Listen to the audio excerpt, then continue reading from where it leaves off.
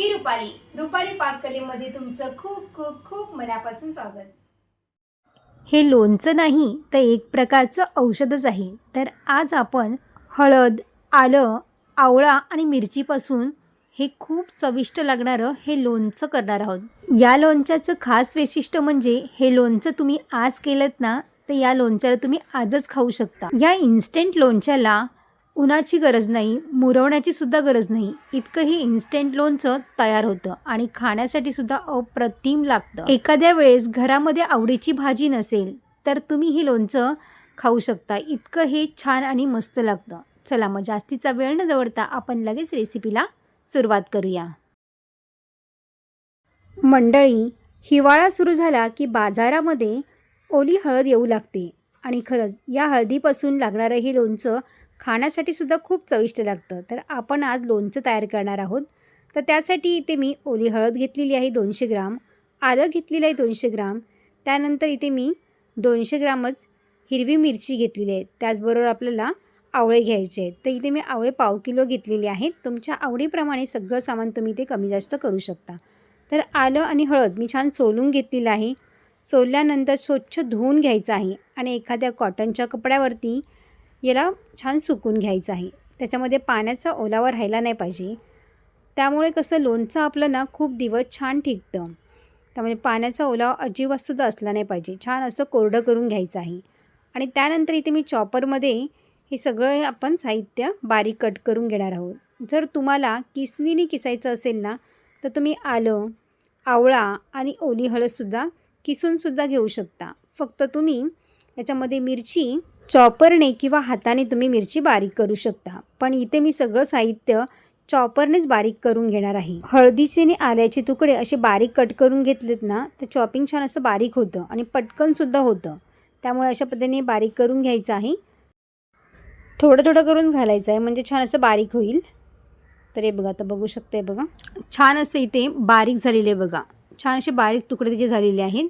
तर अशाच पद्धतीने आपण सगळं साहित्य इथे चॉपरने बारीक करून घेणार आहे।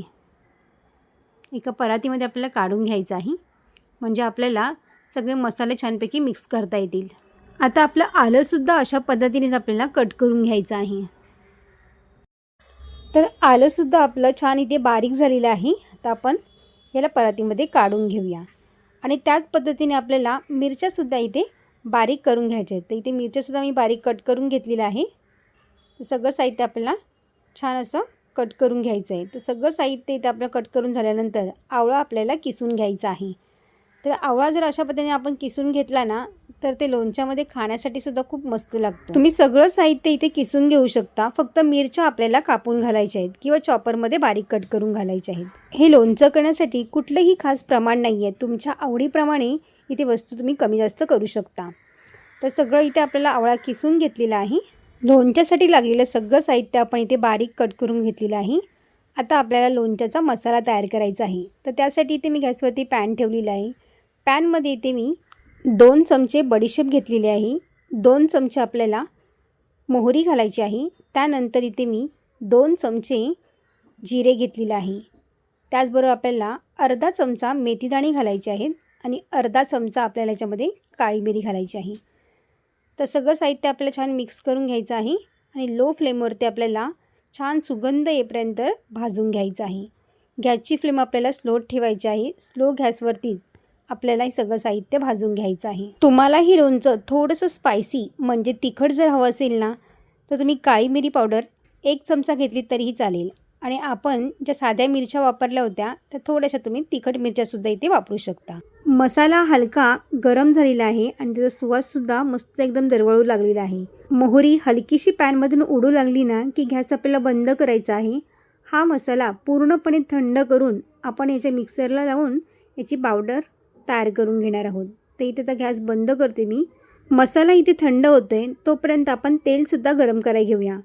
तर आपल्याला इथे पाव किलो तेल लागणार आहे।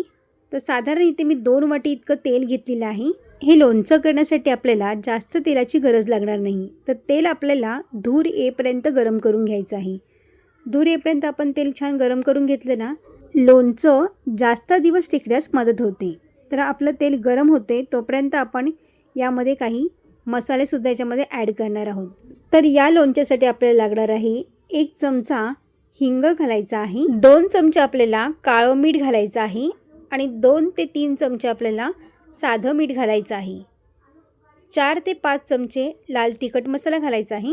तर इथे तुम्ही तिखटाचं प्रमाण कमी जास्त करू शकता. तिखट तुम्हाला जास्त खायला आवडत असेल तर तुम्ही जास्त घातलं तरी चालेल किंवा कमी केलं तरी पण चालेल. अजिबातही लोणचं खराब होत नाही. आणि यामध्ये आता आपल्याला वाटलेला मसाला घालायचा आहे. जे आपण वाटण तयार केलं होतं ना मसाल्याचं, ते इथे मी घालणार आहे. तर साधारण इथे मी 5 ते 6 चमचे इथे मी मसाला घातलेला आहे. जर उरलाच तो मसाला तर तुम्ही भाजीमध्ये सुद्धा याचा वापर करू शकता. सगळा मसाला आपण आता एकजीव करायचा आहे. सगळं मिश्रण आपण एकत्र करून घ्यायचं आहे. आणि त्यानंतर आपल्याला याच्यामध्ये तेल घालायचं आहे. तेलसुद्धा इथे छान गरम झालेलं आहे. तर तेल आपल्याला इतकं गरम करायचं आहे ना की तेलामधून धूर निघाला पाहिजे. तेल घालताना अगदी सावकाश घालायचं आहे, नाहीतर ते अंगावर उडू शकतं. त्यामुळे अगदी हळूवारपणे घालायचं आहे. आणि आपल्याला सगळं लोणचं व्यवस्थित मिक्स करून घ्यायचं आहे. तर सगळं तेल आपल्याला याला लागणार आहे. आता तुम्ही म्हणाल की इतकं तेल टाकूनसुद्धा हे लोणचं हेल्दी कसं? पण आपण रोज जेवणासोबत 1च चमचा खाणार आहोत.